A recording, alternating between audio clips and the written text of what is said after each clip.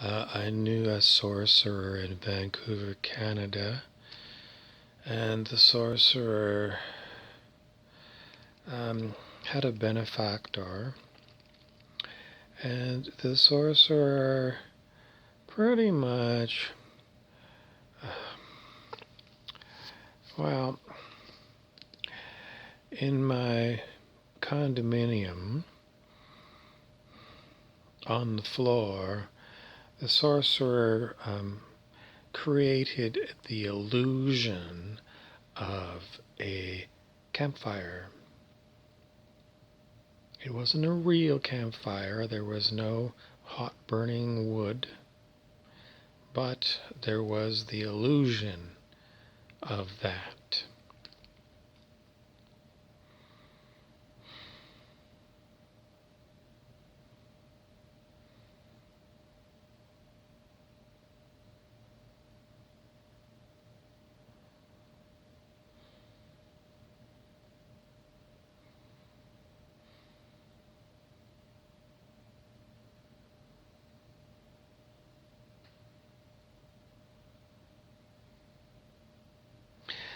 I will tell you that one of the most interesting cities in all of the world is Vancouver, Canada. On the license plates of British Columbia, Canada, where Vancouver is located, I'm not sure if it's the same today, but back in those days, they had on the license plates Supernatural British Columbia.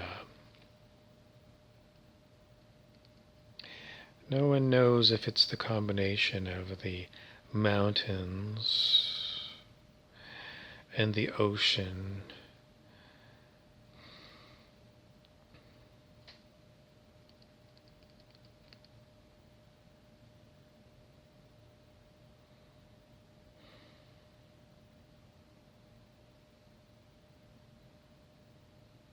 Anyways, Vancouver is pretty much the end of the road going west if you're in Canada. And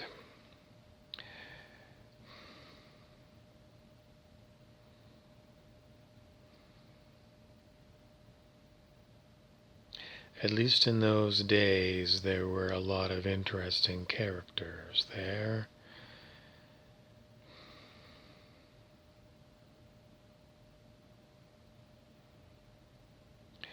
Supernatural British Columbia. My friend the sorcerer, last I heard, had left Vancouver. Many years ago was the last time I was in communication. And instead of being there, he was somewhere else. Where he is today, I do not know.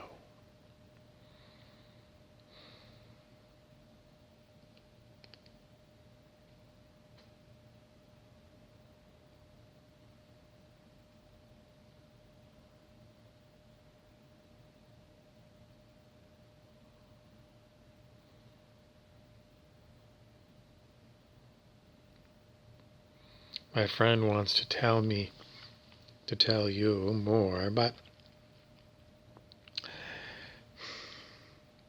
truth be told, people really underestimate Canada.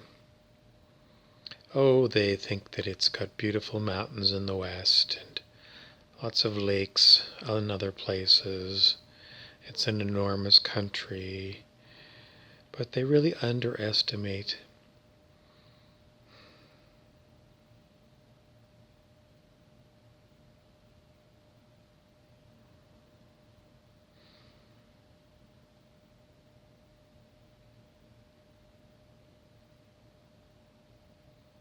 the place for its high strangeness, high weirdness.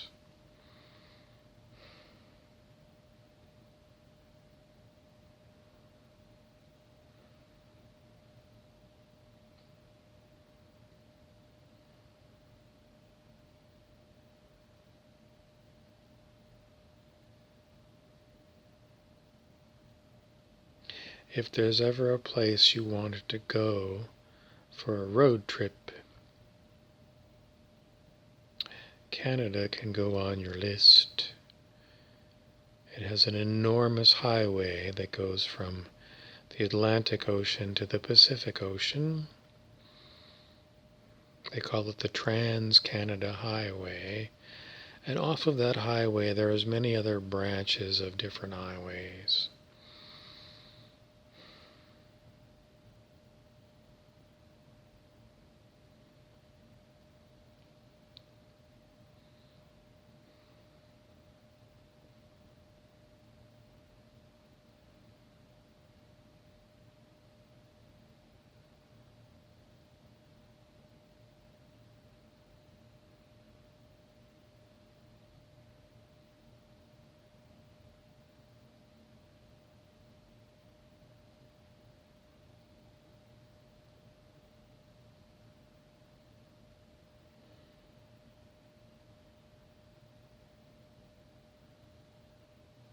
Are there real sorcerers in Canada?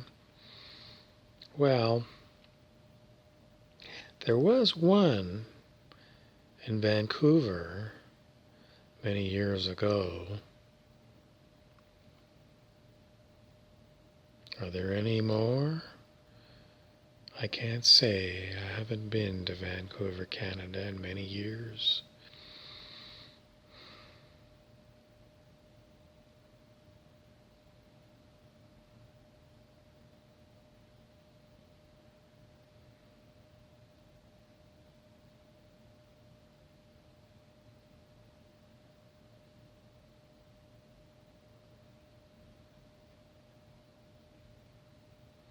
My friend wants to change the topic and bring your attention to another man.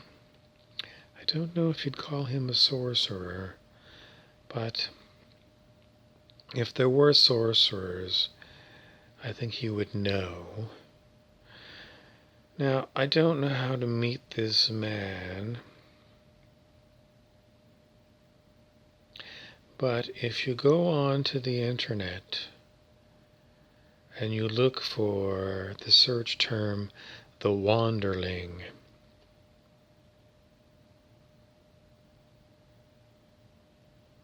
you'll know if you found the right links.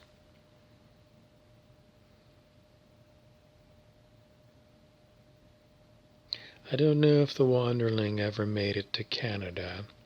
He talked a lot about the United States, among other places and things.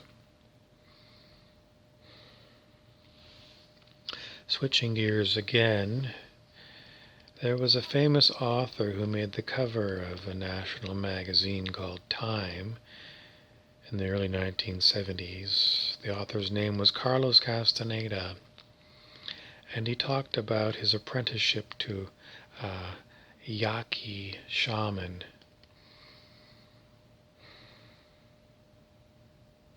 And this shaman meandered between Mexico and perhaps Arizona, California. Now that desert that goes in that direction, if you were to follow that desert north, it actually peaks over the border and actually goes into British Columbia, Canada. A long extension of a desert.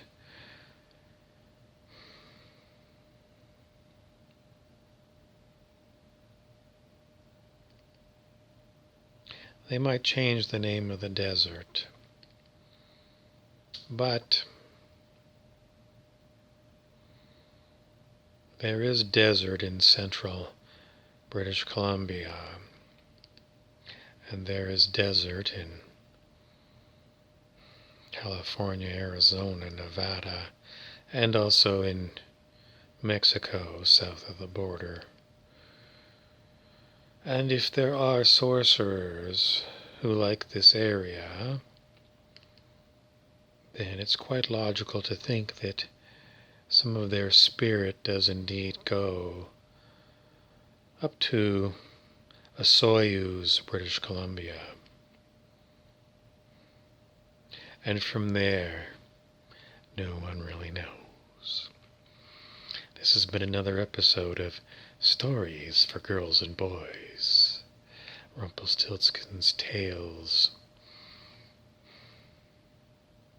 Stories for Boys and Girls. Ghost stories. Campfire stories.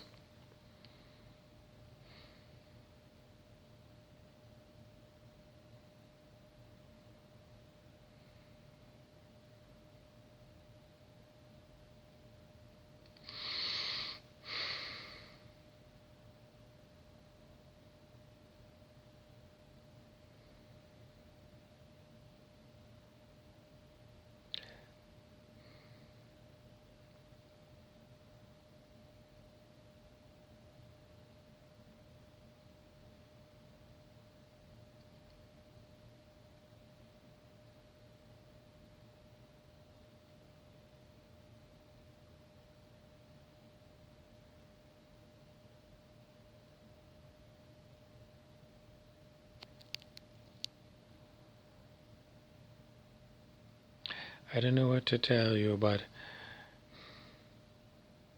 we never called these stories Rumpelstiltskin's Tales.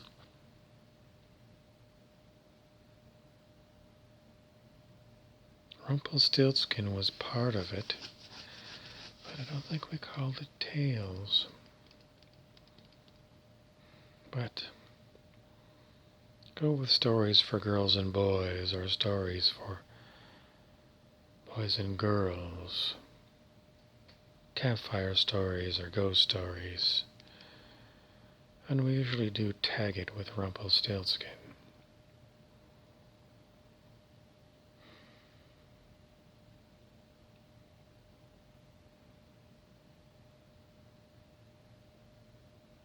Rumpelstiltskin is an elf.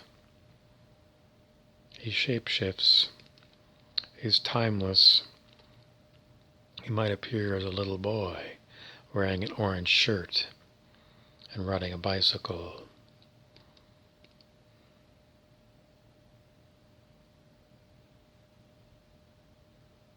That's what he appeared as today.